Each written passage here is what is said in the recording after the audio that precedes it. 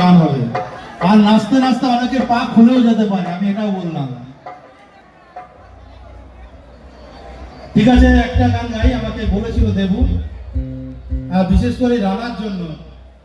Rana, junior Rana, এই যেসব ছেলেরা বাজাচ্ছে, গিটার বাজাচ্ছে, আমার এত ভালোবাসার মানুষেরা এসছে। আমাদের কালকে প্রোগ্রাম আছে, বাউলের প্রোগ্রাম কালকেও কিন্তু সবাইকে আসতে হবে। আর বাউল গান নাচাবে, আমি বলে দিলাম, রাত্রি 12টা অবধি কালকে প্রোগ্রাম চলবে। 12টার সময় কেক কেটে আতশবাজি ফাটিয়ে আমরা 2025-কে বরণ করব। কালকে কিন্তু নিউ ইয়ার্স পার্টি হবে এখানে এই মঞ্চে। তো মূলত আমি কালকে গান গাইবো, আমি বাউল গান করি, লোকগান করি, সেগুলো গাইবো। আজকে যেহেতু এখন শিল্পী নেই বললো, আর দেবু এত ঘোষণা করছিল দেবু নেই, ফলে আমি একটা গান গাই, তখন ম্যাডামকে গান করাবো।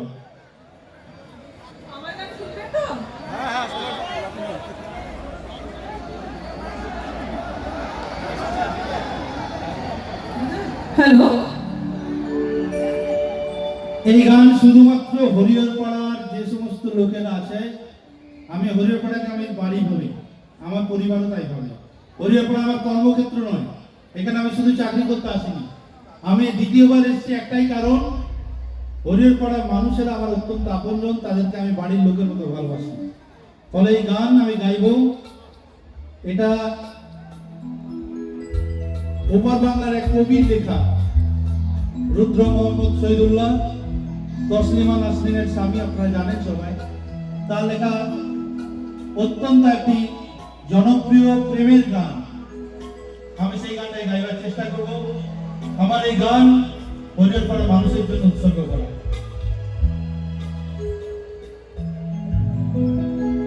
আমার ভিতর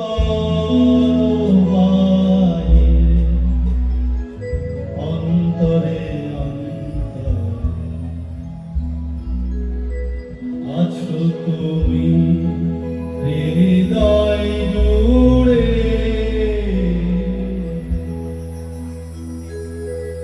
আমার ভিতর বাইরে অন্তরে আছো তুমি।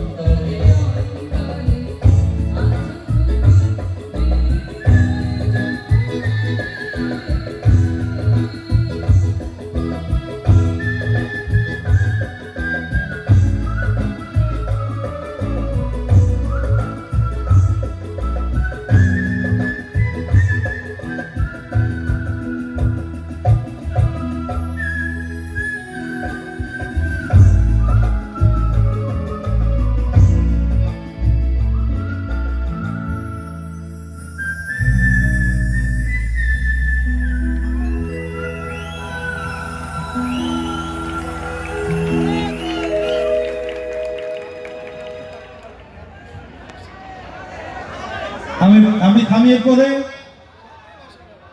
হ্যাঁ ম্যাডাম ঠিক ম্যাডাম গাইবে।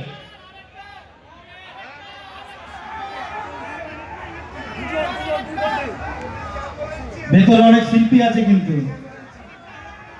শুনুন, স্যার তো 24 ঘন্টা ইন্টু 7 এখানে। স্যারকে আবার আনবো, চিন্তা নেই, ঠিক আছে? স্যারকে আনবো, কথা দিচ্ছি, স্যারকে আনবো। তো আমাদের স্যারের যিনি সহধর্মিনী, ওনার আরেকটা অ্যাক্টিভিটি